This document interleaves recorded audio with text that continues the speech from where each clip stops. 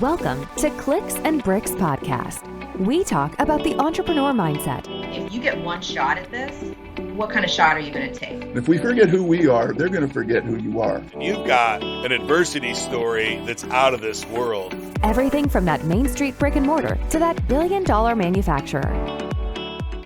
Welcome back to Clicks and Bricks. Today, I've got Mr. Scott Eddy.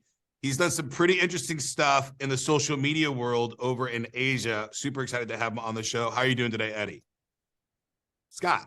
I'm doing good. How you doing? First names. How does that okay. get you in trouble? Listen, Cox, Ken, Scott, Eddie, whatever. Whatever. Oh, good. We're good. At least we got the same barber. How are you doing today? I'm doing good. Thanks for having me on. Thank you for joining us. Before we jump into what you're currently doing, traveling all over the world, helping people with their problems, can you give us a little bit of information about, how you got your start, what your upbringing was? What is it that makes you the entrepreneur that you are today? So for me, what I'm doing today is completely by accident. I was raised very much in a normal Leave It to Beaver type family, and my father was a police officer. I grew up spending all my waking hours going to the police department after high school. And sorry. You're good.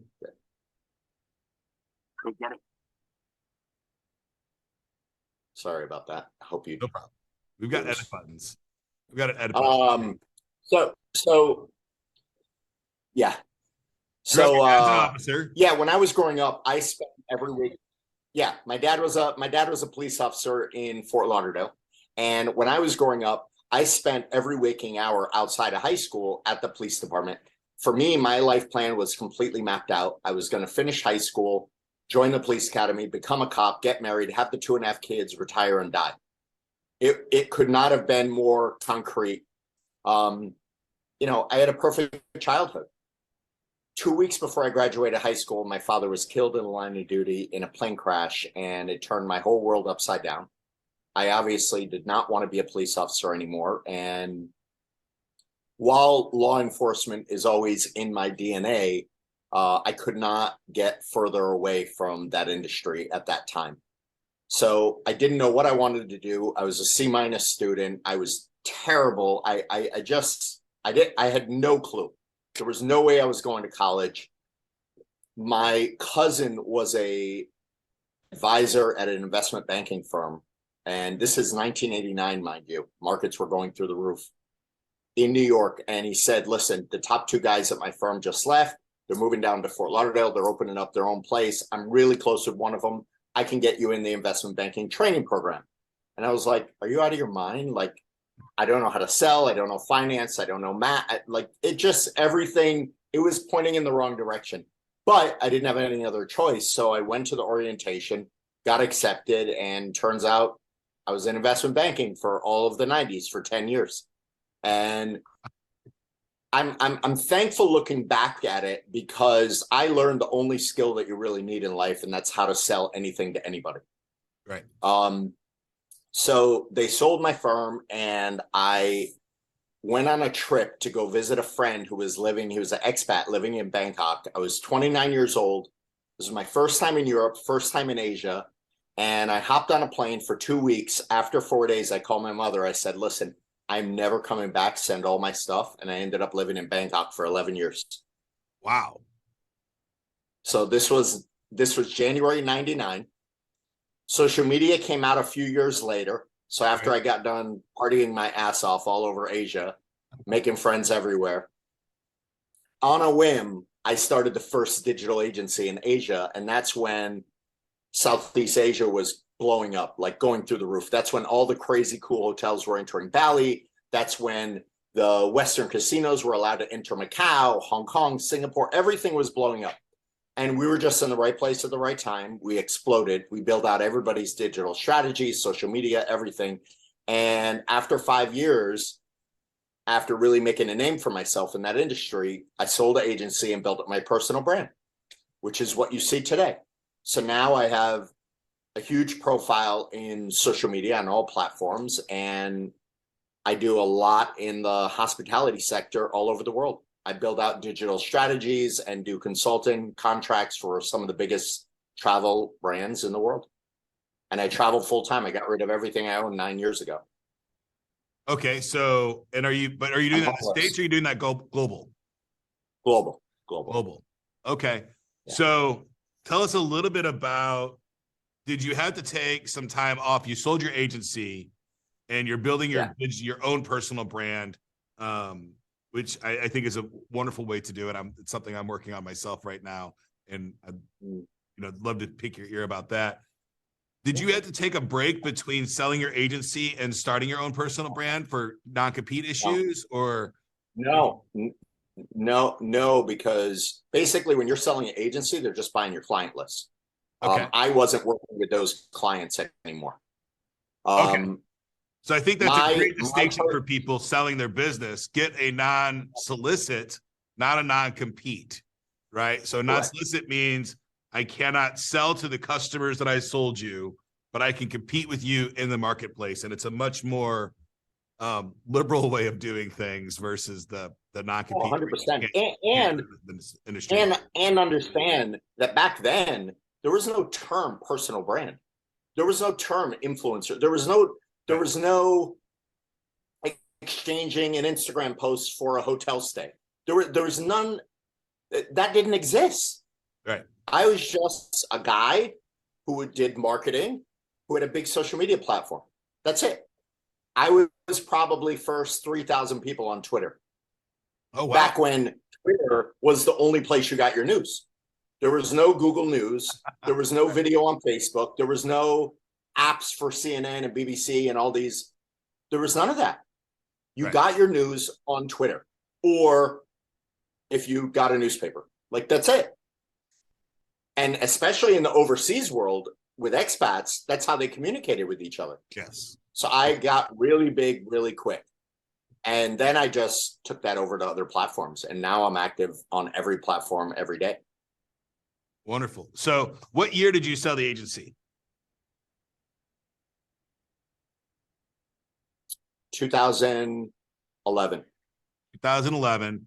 And you've got a pretty good social branding going on, right? You started your personal brand, but personal branding wasn't a huge thing at the time, right? How did you know that you could start monetizing that personal brand versus there was a conscious decision to keep the personal brand or start another company, right? Because that's what we do. No, well, I had no clue that I was going to be in the world of social media. Okay. I had listen, for me, social media was just a thing that I used to make friends around the world. I just think it's cool. And it's still my goal to this day. I want to meet as many people as I can in as many countries as I can, as quickly as I can. Right. Because in my opinion, those people fit into one of three buckets. A, we're going to be friends forever. That's fine. B, we're going to be friends forever, and you may introduce me to somebody that we do business with. Or C, we're going to be friends forever, and we end up doing something with. All three of those buckets are just as valuable to me. Absolutely. And you come from an era just like me where we didn't have the internet, and for the first time we could, ICQ comes along and Yahoo Chat or AOL Chat and all these things where we can start doing this for the first time ever in the 90s, right? Early 90s or late 90s was when you could really start meeting people online and talking to people all over the world. And it was super exciting. And I think that you've maintained that excitement for meeting random people all over the world, which is really cool. I think it's fantastic. Listen, I went to the point where when I lived overseas, I lived overseas for 17 years in Europe and Asia in 6 different countries. Right. For me, I have gone to the extent where I cleanse my friends list and my immediate circle literally weekly, monthly. I mean, you have no idea how stringent I am, because I think that the closest people to you are the people that bring you up or take you down. Right. And I'm so hypersensitive about that I just won't let shitty people into my life. I refuse. Yep. So I went to the extreme of I just started removing people from my life that brought no value. Yes. Like people that you were connected with through high school or after high school, or just people you haven't talked to in 20 years, or just, I mean, I'm not saying I did it, vindictively, Right. but I did it. If you provide me no value, then, and I provide you no value, more importantly, why are we connected? Like, for what? You're just taking up space. Absolutely. So let's talk about that for a second here on your social media profiles. And because I've got a guy that I know, John Vaughn, has tier 5, and he just released an app called Friendster, which will literally go into your friends on Facebook and start removing people that you don't interact with. Right. So there's what you're talking about. There's real cause for it because people are making apps to help you manage that. 100%. When you're removing somebody from your social media profile, do you do it abruptly and say, hey, I'm removing you as a friend, or do you just mute them? Remove them. You remove them completely. Okay. Interesting. And it's all a gut decision. There's no mathematical equation. There's no, I haven't talked to you for 7 years. That's the cutoff. It's just a gut decision, and it is what it is. And whenever I see consistent negative comments, just like, what are we doing here? Are we just complaining about but I don't allow negativity in my life at all. I don't allow politics or religion into my life. Like all and I get it. People use social media for that type of outlet. And I also understand that people hate social media because of politics and what's it doing. And it's not social media's fault. Social media is just exposing humans for who they actually are. Absolutely. It's just a pipeline of communication. Yeah. That's why, people that get mad at social media, it's like mind blowing to me. I think one of my favorite quotes is from Dolly Parton, and she says, I'm not a political commentator, so why would I talk about it? It's not my job. Why am I doing that? So I think the average person, if it's not your job, then why are you talking about it in public? It's gotten it's so divisive in our world today when you go into and have those conversations. I don't think it's worth it doing it in a public stature like that. It is what it is. I mean, if I get a political comment on any one of my posts, they get deleted and the person gets blocked immediately. That's a good stance. So especially in business, right? Because we're doing business. I don't care what your political views are necessarily, right? Yeah. I don't want to do business with bad people, but at the same time, if I'm selling somebody an internet service, I don't care what their thoughts are, right? I care that that they love my product, my service, and that they're going to use it in an ethical way. That's all I really care about, right? So you being a good human means much more to me than anything else that you could possibly say. That's it. Yes. I don't care. And because there's no wall, like it's an invisible wall, my personal and business life, it's exactly the same. I'm even more stringent with who I let in and I obviously I can't control who follows me. Okay, that's fine. But I don't need you in my feed. Right. We don't need a mutual connection. Absolutely. All right. I want to go back a little bit. And so you graduate high school, you're going to be a police officer. Thank your father for his service. And I apologize that you had to go through that. It's a rough go. And you make the decision, I'm not going to do the career that I always thought I was going to do. You go into banking. I understand all of that. That's kind of just the ebbs and flows of being a, late teenager, early 20s. You kind of take the opportunities that are there. But you went to Bangkok and you made the decision to stay in a different country, right? So I want to talk about that for a second, because people inevitably are a fear of change. Like, surprisingly, people are afraid of success and they sabotage themselves, all kinds of things. What was it that made you say, hey, I know that I can stay here. I know that I can make it. Because a lot of people are afraid to go to a different place and try to stake a claim and make it on their own. Oh, well, I had no idea if I could make it. No clue. Okay. What sold me was the investment banking world, the finance world. It's all money. It's egos and assholes 24 hours a day. And I grew up in Fort Lauderdale. We had an office in Manhattan. So, I've spent majority of my life growing up in big cities. So in the US, the bigger the city, the more horrible the people, the worse the crime, the just everything. Generally, yes. But that's where the opportunities are. If you want to go to a town with 10 people and all 10 people know each other, then yes, it's a wonderful place to live, but you have zero opportunity. Right. So it's a sacrifice, right? We're in the most powerful country in the world, but you can't get that right. It's mind blowing. I go to Bangkok, and I don't know if you've ever been, but you could fit easily 4 or 5 Manhattans inside of Bangkok. It is a massive city. Everybody's kind. Everybody's warm. Everybody's smiling. Everybody's welcoming. It blew me away. I didn't know it was possible. It was just like, it was an outer body experience for 4 days. And then I was just like, why am I going back? They just sold my firm. I just resigned. Like, what am I going back for? I have no wife, no girlfriend. Right. Let's just hang out for a while and just, I don't know, just roll the dice, see what happens. Wonderful.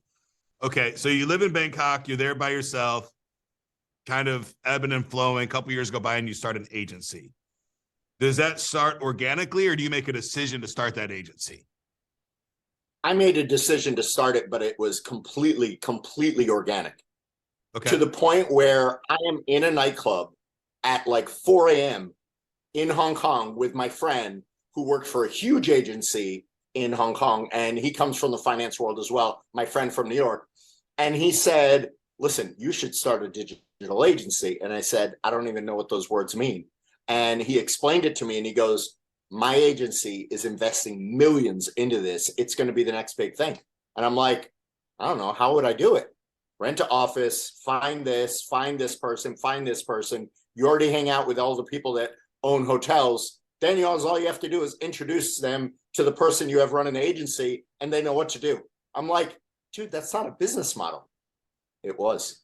And we were huge. We had 17 clients in probably 2 weeks. I mean, we were the go-to agency for all things travel in Southeast Asia for 4 years. It is so exciting to be at the right place at the right time, right? I was selling web hosting in 1999, and it was like I couldn't do anything wrong for a few years, right? It was just like nonstop sale. So you sell your agency, you have a non-solicit, you've got some cash in the bank now for sure, right? You probably had a severance from the financial company that helped you live in Bangkok for a little bit, and you exit the firm. You start your own brand, you've got your own website. If somebody wanted to learn more about you today, where would they find that at? I mean, listen, for a dinosaur, go to my website. For normal people, go to any social media platform. You spend 2 seconds on my feed, you know what I do. All I right. go deep in the travel and hospitality industry, and I basically show brands how to turn storytelling into ROI. Love it. And that's at Mr. Scott Eddy. Is your handle everywhere across the board? Everywhere. Wonderful. And we'll put all of those in the bios. So today you're helping hospitality companies do social media. Can you tell us a little bit more about what it is today that you do specifically? So I'll give you my most popular service. Yes. Typically, brands come to you and say, hey, do you manage social media? Because they want to take it off their plate. Because most brands are just complete dinosaurs. They have no idea what to do. They have no idea how to hire the right person. So what I do is I say, listen, I don't want to take it off your plate. What I'll do is we do a consulting package, and it can be weekly, monthly, bi-weekly, whatever it is. And we do calls, and we basically build out a digital strategy for you. and you follow it A to Z. That way you're still involved in your business and you still know about the branding and the marketing inside and out. If you need to hire somebody, we'll help train them. But whatever it is, I'd rather hold your hand than take the whole gamut. I can provide better ROI if I help you versus taking it. Right. And why is that possible? Like, why is it a better ROI for the end user to maintain social media management in-house versus outsourcing it? Because right now in the world, so many guys are saying, so many companies are saying, hey, outsource your social media to me. And you're saying, no, keep it in-house. And I understand why, but I want to hear from your perspective. Why is that important for a company to keep social media in-house? Because when you're a brand, your whisper sounds like a scream. I teach you how to use that effectively. Brands don't need to be perfect. They need to be transparent. Okay? And I also believe in measuring things jointly, because if you can't measure it, you can't fix it. I just think that the reason companies want to outsource it is because they don't understand. So they want to completely take it off their plate, which means they're disconnected from it. Now, is all the people that manage these accounts want to do is make a monthly fee. They don't care about the ROI. They have no upside for you being profitable in your business. Right. I think that is so important. And I agree with you, even though I do sell some social media services, but having it in-house for a brand, in my mind, you're going to lose something through an agency about who your company is, right? You're going to lose some of that essence. And it's hard enough to maintain the essence of what you want the company voice to be if it's in-house. Yeah. If you outsource it, it's even more challenging to maintain a consistent voice in your messaging, right? It's 100%. It is a big. My only goal when I think about social media, my only goal is to ignite people's curiosity about that brand or whatever you're talking about. That's your only job. Right. It's sort of like, listen, I'll give you a perfect example. You could be sitting at a hotel and it's pouring rain for 3 days. All of a sudden you're scrolling through social, you have nothing to do, you're scrolling through social, and you look at the hotel that you're staying at, post a picture of a beautiful pina colada with a palm tree. How annoying is that? It's not real time. And I'm not saying you need to be real time, but I'm saying like why not come up with something like, listen, even on a rainy day, this is what's possible. You know what I mean? Like, be a little bit more creative than the stagnant posts that every hotel uses in the world. Right.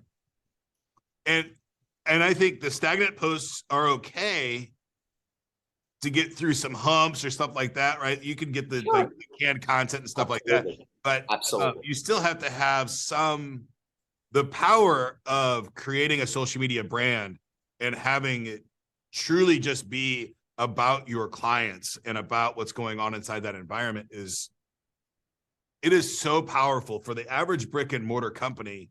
I think if they just did that on Facebook and Instagram, they would see a giant change in business. But you need to be human. You need to humanize your brand. That is, I mean, I try to tell brands that, and I try to teach brands that every day of my life. Be more human. Right. Nothing better came out of the pandemic other than you now have permission to take a video, upload it without editing it, that raw, shaky content. They do so well. They do better than the highly edited stuff. You know why? Because people trust it more because it's real. Yes, absolutely. It's So real. bizarre. Yes. Mr. Beast shows this so well. 100%. Amateur by Dude, design. I don't think I've ever seen an edited video from him. It's crazy. Yes, absolutely. But they're highly edited. They're just edited in a way to make it feel like it's amateur by design and it's beautiful. Right. So I love the cocktail analogy, right? You're going to show a nice sunny background on a rainy day. for a brand like a hotel, and you're telling them to be more human, other than the, you know, being relevant to the outdoor weather, what are some other things that a company can do to on social media just that would help them be more humanized to the people that are viewing their pages? Show humans. Show humans. Like, who is your GM? What's his background? Where they come from? Who's your front office staff? What about the valet guy or the front door guy who never gets any love? How about doing employee spotlight once a week? Right. Listen, all these things, you may still win short term with your current mindset, but you'll miss out on a tremendous upside that you didn't even know was there if you try something new. You didn't even know was there. One tactic that I've seen work really, really great for small businesses is employee takeover days. So you make it to where one of your employee takes over your social media for the day, and you do that like once a month, and you have a bellhop where literally do 20 or 30 different stories that day and push it out there. And it really helps a lot. Like, and it humanizes your brand to the people that are going to be there. And you never know, you might make a celebrity out of one of these employees, and then come to your business. I tell brands this all the time. If you don't pay for it today, you can't have it tomorrow. Absolutely. And that goes for everything. You got to invest in your people. You got to invest in your marketing. You have to invest in your future. Right. So how do you advise, and I run into this a lot with my businesses and the people that I work with, and we talk about some of these strategies, and the owner manager almost exclusively looks at me and says, "Oh, my staff would never do that. They would never do that. They wouldn't want to do that." How do you help get them over that hump? Or is that person just not ready yet and you walk away from them? Listen, you can't force people to do things. It is what it is. If they're not ready, ask another person. If nobody's ready, do it yourself. If you're not ready yourself, maybe upload a video and, I don't know, take your phone and take a cup of coffee if it's a hotel, right? Take a cup of coffee and take a video and walk around the hotel just showing the cup of coffee and do a voiceover. Why not? Or just walk around the hotel, show your hotel and talk. There's a billion things you can do. Or have your kid create a cartoon character on a piece of paper and say, "Hey, this is my logo of the company." Like, whatever. There's a million and one ideas. Just get creative. Hotels in my head would be so simple because you've got guests there celebrating every single day. Yeah, Spotlight the best. $10 off your room or whatever would be just super simple to do and execute on. So take a selfie, show me that you did it, and I'll give you a free room upgrade. Obviously, you can't do that in high season, but low season, you have all the room in the world. Right. You get a free cocktail when you check in. Whatever. Yeah, absolutely. So many creative. You're not going to do that. Yes. Yeah.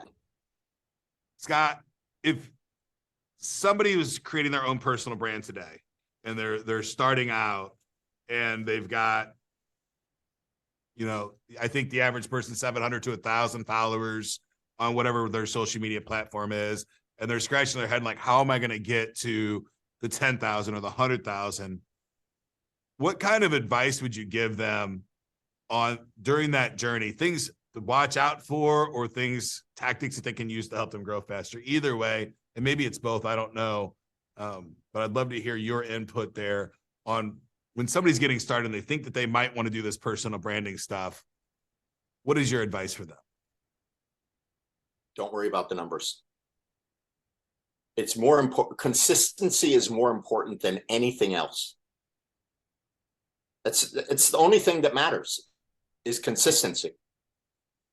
And I would pick one or two platforms and go all in on them.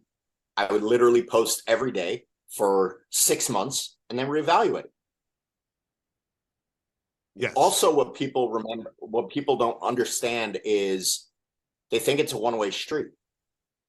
Remember that they're humans commenting on your posts. Reply to them. Yes. Treat them with kindness. Doesn't stop at the screen. Kindness starts at the screen. I reply to every comment on every platform that I have. And it takes up the majority of my day. Like, that's what I spend the most time on, is engaging. Right. But it's also the reason I get all my business through social media. Right. Because I treat people with respect. There's fortunes in the follow-up. The follow-up's different today than it was 5 years ago. The follow-up is in the comments today. Correct. Right. Correct. So if you can create content that people start talking about it and you start engaging with them there, then you're really, at that point, you're creating a relationship with somebody. Correct. Listen, there's 3 pillars of social media: speed, quantity, and quality. The first 2 are completely in your control. Completely. The third one is subjective to whoever is watching. It has nothing to do with your opinion of your content. So don't be too judgmental, which everybody is. And I think that's concentrate on the first. Correct. Concentrate on the first 2. Go hard. The third one takes care of itself. Yes, absolutely. Over time.